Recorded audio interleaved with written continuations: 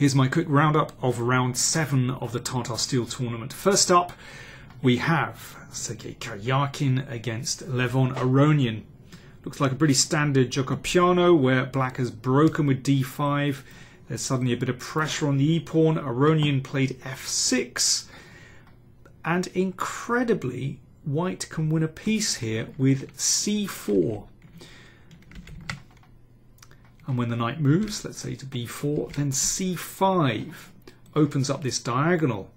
And if bishop takes bishop, queen takes bishop, check, and on the next turn you take the bishop. Remarkable that Aronian allowed this, but even more remarkable is that Karyakin did not see it and instead played d4. Funny thing was, which is a very natural reaction when there's a pin on the e file, of course. Funny thing is that Karyakin ended up winning a superb positional game. Let me just show you one moment from this game. You can see isolated e-pawn. White's pieces very harmoniously placed. Knight c3 was an excellent move. Wanting to come into d5 to attack the rook, attack c7. So c6 played by Aronian, and now the knight came back and could head into this wonderful square on d6, and Karyakin put the game away beautifully. Great win. So, moving on. Wesley So against Pavel Ulyanov. So, Wesley So leading the tournament, Pavel Ulyanov just behind, and here Ulyanov sacked a pawn, and well, he didn't quite have the courage of his convictions. He ended up liquidating into a drawn rook and pawn endgame. But if he'd continued just playing for the attack with rook here, and after knight takes, knight of3, so black is 2 pawns down here.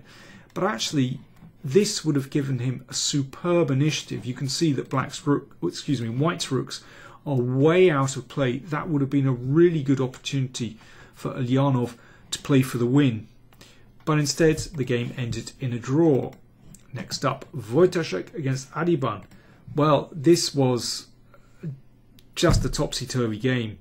Adiban had a great position in the early middle game, but blew it. And at this position, after 42 moves, Wojtaszek with white has this powerful passed pawn on c6.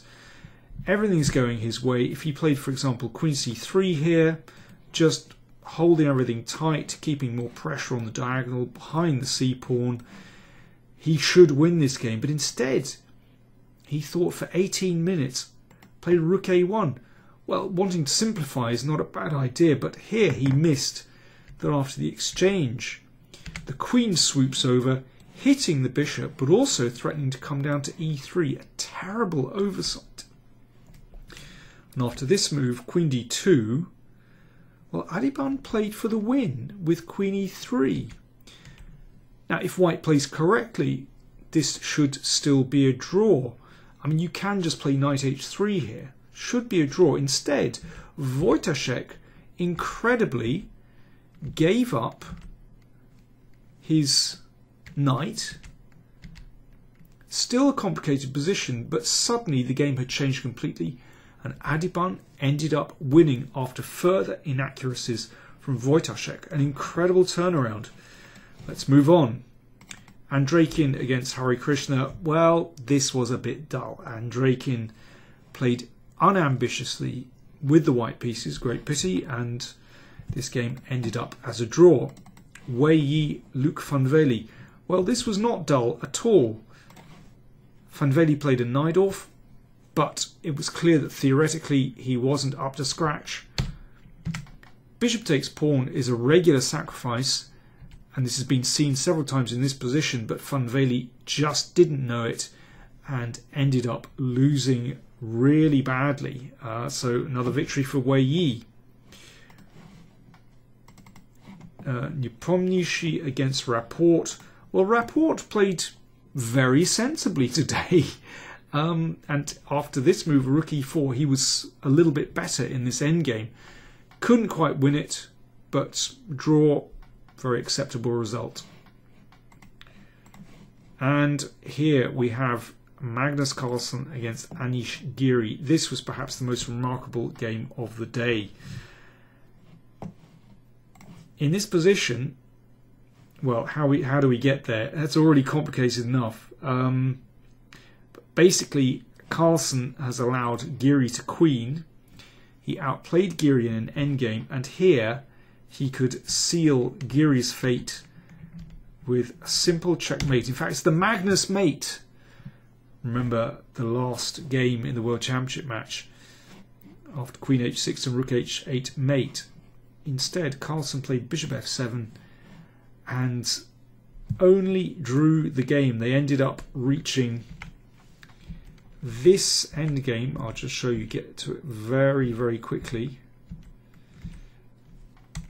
But this is not enough to win.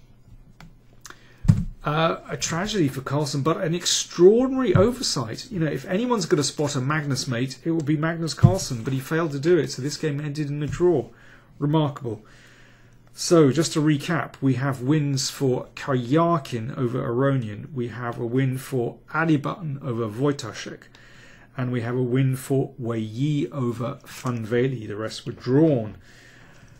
After 7 rounds, Wesley So is still on his own with 5 points. Then we have Carlsen, Elyanov and Wei Yi on 4.5. At the other end of the table, Fanveli on 1 point, Rapport on 2, Nepomniachtchi on 2.5. In round 8, Wesley So has black against Karyakin, Elyanov has white against Wojtaszek, and Magnus Carlsen has black against Richard Rapport.